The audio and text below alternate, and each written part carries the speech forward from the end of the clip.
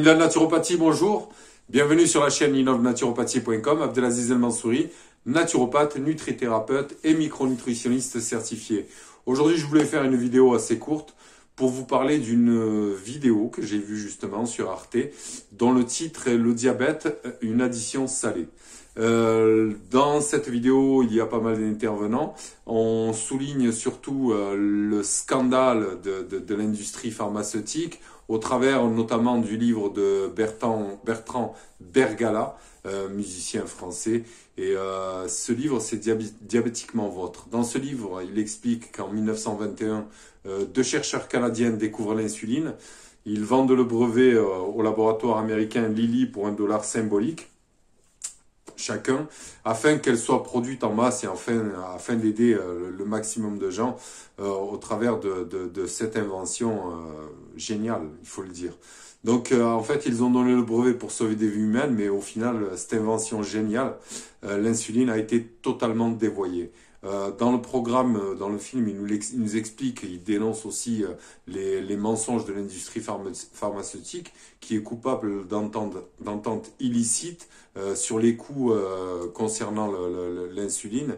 Il faut savoir que 99% de la fabrication du marché des antidiabétiques, ils sont aux mains de Sanofi, Lilly et Novo Nordisk. Donc eux, ils réalisent des marges phénoménales, mais dans ce programme, on se rend compte qu'en fait, ces marges, elles ont un prix, elles ont un coût humain, et que malgré leur délégation, les coûts de fabrication ne justifient pas les prix qui sont pratiqués par ces industries. Et aux États-Unis, de nombreux malades sont même obligés de se rationner. Donc c'est dire le scandale de cette histoire. Et au travers en fait de ce programme aussi, ce que j'ai bien aimé, c'est qu'il laisse entrevoir, sans aller vraiment au fond de la chose, mais il laisse entrevoir qu'il est possible de gérer le diabète. J'entends le diabète de type 2, le diabète de type 1, c'est une autre histoire. Mais ce que j'ai vraiment aimé cette partie, où il y a un moment donné, on comprend que finalement, si on n'adapte pas l'alimentation, si on ne traite pas les intestins, si on ne tient pas compte de l'épigénétique et de la spécificité de chacune des personnes que l'on traite, et que si on traite au général avec un médicament générique que l'on va donner de la même manière à tout le monde, ça pose problème. Et surtout quand on laisse des rapaces comme les rapaces de Big Pharma. Enfin, je veux pas en citer des milliards, hein, mais bon, Sanofi sont cités dans ce programme, donc je peux facilement les citer moi aussi. Mais on se rend compte qu'en fait, Sanofi est aussi impliqué aujourd'hui dans les histoires de vaccination. Donc c'est vraiment pour vous faire réfléchir à qui sont ces gens et vraiment comment est-ce qu'ils opèrent sur le marché et comment ils deviennent prédateurs s'ils ne sont pas surveillés. Aux États-Unis, c'est complètement scandaleux. Dans ce programme, on voit des familles, on voit des gens qui sont assez jeunes et qui ne peuvent même pas se payer les médicaments, tellement ils sont devenus chers. On parle d'augmentation de 1000% du prix.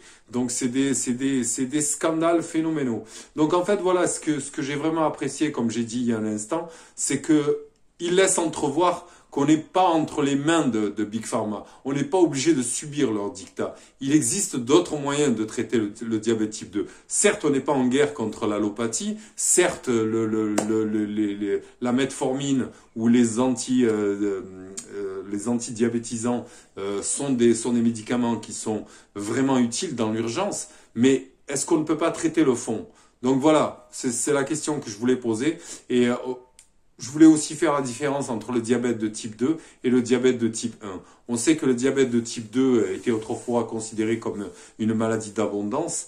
Le nombre de gens qui sont touchés par le diabète de type 2 est en fait en train d'exploser et il ne touche plus seulement des gens de moyen âge et d'âge plus avancé, il touche même des enfants aujourd'hui. Donc on sait que 98% des diabétiques aujourd'hui sont des diabétiques de type 2 et la grosse différence avec le diabète de type 1, c'est que le diabète de type 1, c'est une maladie auto-immune.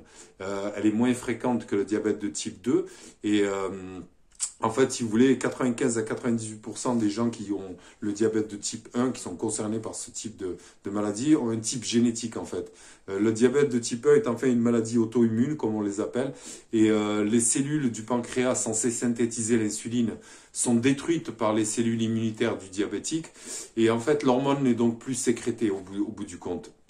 Or, l'insuline est la seule hormone capable de diminuer la glycémie sanguine. Ça, on le sait tous plus ou moins. Donc, pour pallier ce manque, une seule solution, c'était d'apporter l'insuline grâce à l'insulinothérapie.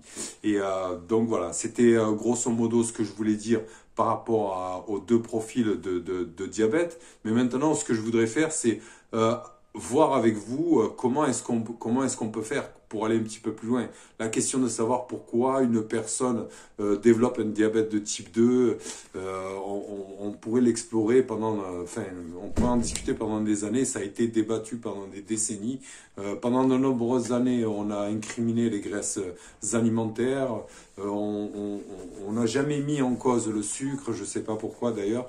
Ensuite, on pensait que l'obésité était le coupable, et le diabétique partage tellement les mêmes causes sous-jacentes qu'ils sont souvent appelés collectivement la diabésité. C'est un amalgame de mots entre l'obésité et le diabète. Donc cependant, il est maintenant clair que le diabète de type 2 peut survenir en l'absence d'obésité. On le sait particulièrement avec de nombreuses personnes qui souffrent de diabète type 2 et qui ne sont pas obèses. Aujourd'hui, nous comprenons maintenant que nous ne pouvons pas attribuer le diabète à un seul facteur. Au contraire, le processus de la maladie est entraîné par un réseau complexe de facteurs liés à l'alimentation et au mode de vie, au stress oxydatif et à la génétique. Comme j'expliquais dans une vidéo précédente, on sait pertinemment que la maladie, la cause sous-jacente de la maladie, c'est toujours l'exposome plus le génome et l'épigénome. Et donc, c'est en traitant la relation entre les trois qu'on arrive à régler le problème. Donc, une des premières choses que l'on peut faire pour les diabétiques type 2, c'est de régler le régime alimentaire. On sait que le régime alimentaire occidental est plein de glucides raffinés, de fructose, d'huile de graines industrielles, les oméga 6. C'est un facteur de risque établi pour le diabète de type 2, on le sait très bien. Partout où les régimes occidentaux vont, le diabète de type 2 suit. Je vous invite notamment à aller vous documenter sur les travaux de Weston Price. Et lui, il s'est rendu compte très vite en faisant ses explorations que là où les gens mangeaient encore de manière ancestrale, il n'y avait pas tant de diabète ou pas tant de caries, puisque lui était dentiste. Donc il se rendait compte que les gens étaient en meilleure santé. Mais il se rendait compte aussi que là où débarquait la nourriture occidentale, on va dire à l'américaine, avec beaucoup de farine blanche, beaucoup de sucre, beaucoup d'huile oméga 6, donc d'huile de graines, on se rend compte qu'à ce moment-là, se développe des diabètes de type 2 et les gens finissent par en souffrir. Donc c'est encore une preuve que ce n'est pas un problème de génétique. Comme je l'explique souvent, la génétique est un flingue, mais ce qui vient appuyer sur la gâchette, c'est toujours le contexte. Donc cependant, l'alimentation, ce n'est pas le seul facteur contributif. Un mode de vie sédentaire, un sommeil insuffisant, un stress chronique, un dysfonctionnement intestinal et des toxines environnementales jouent également un rôle important. Donc, il provoque un stress oxydatif, endommage les cellules bêta-pancréatiques responsables de la fabrication de l'insuline et induisent une résistance à l'insuline cellulaire, ouvrant la voie à un dysfonctionnement métabolique grave. J'insiste sur la résistance à l'insuline. Donc, c'est vraiment à ce niveau-là qu'on doit travailler, et c'est vraiment la cause sous-jacente de cette maladie. C'est une résistance à l'insuline, je dirais même une hyperinsulinémie. Donc le diabète de type 2 et le taux de sucre dans le sang, pour réussir à gérer le diabète, il est utile d'avoir une compréhension de base de la science derrière la glycémie, justement. Lorsque vous mangez des glucides, ils sont décomposés dans votre intestin en monosaccharides ou sucres simples. L'unité de glucides le plus élémentaire. L'un de ces monosaccharides, le glucose, est ensuite absorbé de votre intestin dans votre circulation sanguine ou est acheminé vers vos cellules par l'insuline. Dans le diabète de type 2, en fait, divers facteurs ont rendu les cellules moins efficaces, moins sensibles à l'insuline, entraînant une accumulation excessive de glucose dans votre circulation sanguine, c'est un état d'hyperglycémie ou de glycémie élevée. Les mesures de la glycémie sont essentiellement faites pour évaluer la progression de la gravité du diabète de type 2. Donc, contrairement à la médecine conventionnelle, l'approche de la médecine fonctionnelle met l'accent sur la prévention et le traitement par des changements de régime et de mode de vie, donc d'habitude de vie. Ajuster la qualité et la quantité de vos glucides, en fait, il est bien établi qu'une alimentation riche en amidon et pauvre en fibres augmente le risque de diabète de type 2. Ça, il faut bien se le mettre en tête, c'est-à-dire que plus on va manger des sucres acellulaires, et moins on aura de sucre cellulaire, plus on aura de diabète. Donc, il y a une différence là aussi au niveau du fait d'avoir des fibres ou pas de fibres dans notre alimentation. Donc, malgré ce fait, les experts en santé conventionnels continuent de recommander un régime riche en glucides pour les diabétiques de type 2 afin d'obtenir les meilleurs résultats. Donc, l'Association canadienne du diabète recommande que les diabétiques obtiennent de 45 à 60% des calories des glucides, tandis que l'American Diabetic Association n'a que récemment annulé son approbation d'un apport élevé en glucides pour les diabétiques et reste réticente à recommander un faible apport en glucides. Donc, vous voyez que le scandale est toujours là. On se demande même s'il n'y a pas une connivence entre ces services et les compagnies industrielles pharmaceutiques, parce que c'est tellement évident, ça fait tellement des années qu'on le sait. On sait depuis les années 60 qu'on peut gérer le diabète par une alimentation adaptée. C'est tellement pas mis en place, ça tarde tellement à venir qu'on se demande s'il n'y a pas au final un conflit d'intérêts sur ce point-là. Donc malgré de tels efforts, un nombre croissant de recherches scientifiques indique que les régimes pauvres en glucides sont supérieurs aux régimes riches en glucides pour le traitement du diabète de type 2. Une revue systématique récente et une méta-analyse de 18 essais contrôlés randomisés ont révélé que la réduction des glucides alimentaires produit des améliorations significatives au niveau du diabète.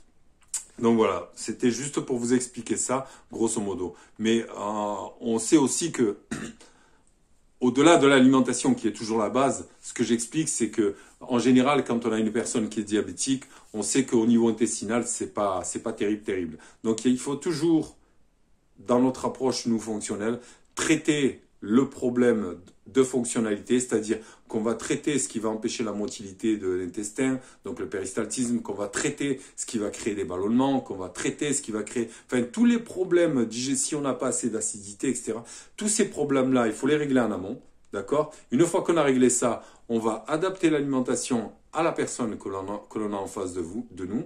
Et puis la troisième étape, ce sera toujours de réensemencer et de recréer cette symbiose qui n'aurait jamais dû cesser d'être au niveau des intestins. Et on sait pertinemment que c'est vraiment à ce niveau-là que ça se joue. Et on se demande vraiment voilà, pourquoi ça tarde à venir. Voilà, c'était le but de la vidéo aujourd'hui. Je voulais pas en faire une vidéo trop longue. J'en aurais encore beaucoup des choses à dire sur ce sujet, mais je pense qu'on va arrêter là. Mais c'était pour vous donner une idée. Et pour ceux d'entre vous qui n'ont pas encore vu cette vidéo, donc je répète, c'est Diabète, une addition salée. C'est un programme sur Arte. C'est vraiment intéressant. On voit même à la fin des Africains qui préconisent de ne pas boire de coca, etc. C'est assez limité. Nous, ça va beaucoup plus loin. Il y a un moment donné, on fait intervenir même un Allemand qui, lui, a réussi à arrêter le médicament grâce justement à son alimentation. Bon, ils vont pas assez en profondeur pour expliquer réellement quel type d'alimentation il a adopté, mais bon, je m'en doute puisque je pratique à peu près la même chose et que j'ai à peu près les mêmes résultats. Donc des gens qui au bout d'un moment finissent par sortir de la metformine, sortir de la médication et qui finissent par faire des économies pour eux-mêmes, mais aussi pour les systèmes de santé. Parce que ce qu'il faut pas oublier, c'est que au-delà de nous-mêmes, au-delà de notre santé, de nos familles et des drames qui se jouent familiaux et sociaux qui se jouent, c'est aussi nos systèmes de remboursement sociaux qui sont au bord de la faillite et qui vont aller à la faillite parce que c'est carrément exponentiel. On arrive à des taux de diabète phénoménaux. On ne pourra pas durer longtemps comme ça. Donc, il y a un moment donné, c'est un appel solennel aux praticiens de la médecine conventionnelle. Il va falloir nous tendre la main. Il va falloir qu'on travaille ensemble parce qu'on ne peut pas laisser faire ça. Et je vous invite à aller voir cette vidéo, vous allez voir. À un moment donné, ça m'a carrément fendu le cœur. Je vois cette dame qui est en train de pleurer, qui ne voit pas d'avenir parce qu'elle est bloquée par le fait qu'elle se fournisse ses médicaments, sinon elle meurt. Elle meurt. Et c'est ce qui arrive à de plus en plus d'Américains qui finissent à mourir comme des chiens, j'allais dire, parce qu'ils n'ont pas les moyens de se procurer cette maudite médication qui leur permet de réguler leur diabète. Si seulement on pouvait rentrer en contact avec eux et aider un maximum de gens, je me ferais un plaisir de le faire. Donc si jamais il y a des gens de la médecine conventionnelle qui regardent cette vidéo, c'est un appel solennel à vraiment nous tendre la main et à enfin travailler ensemble. On doit le faire pour le bien commun, pour le bien de la société, pour le bien des gens qui viennent vous voir et pour le bien de nous autres en tant qu'êtres humains, de cette solidarité qui fait qu'on est censé s'entraider et travailler pour le bien commun des gens et plutôt que de travailler pour le bien commun des sociétés pharmaceutiques nommées Big Pharma. Je reciterai pas les noms, mais vous pouvez revenir au début de la vidéo, vous savez très bien de qui il s'agit. Voilà, je vous remercie d'avoir suivi cette vidéo. Pour ceux d'entre vous qui n'ont pas encore cliqué sur la j'aime, cliquez dessus et cliquez aussi sur la clochette, ainsi vous ne raterez pas les prochains épisodes et je vous garantis qu'on va essayer de faire à chaque fois de mieux en mieux. Merci à vous et une bonne journée.